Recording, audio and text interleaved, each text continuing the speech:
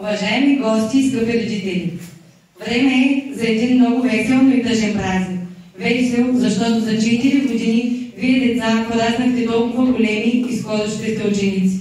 Вие сте нашите бъдещи първокласници. Тъжен, скъпи родители, защото децата ви напускат детската градина. Скъпи деца, това тържество е посветено на вас. За последен път днес вие прекрачихте прага на детската градина.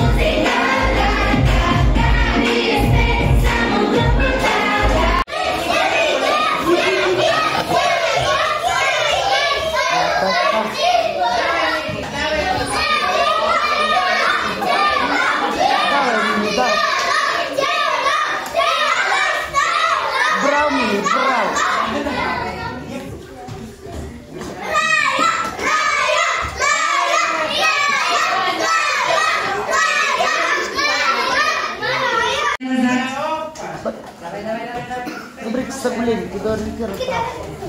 Ама то сега няма как. Нормално.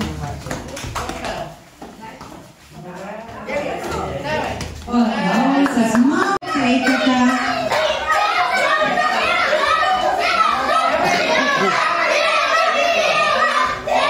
Както може. Без да бягаш копейката.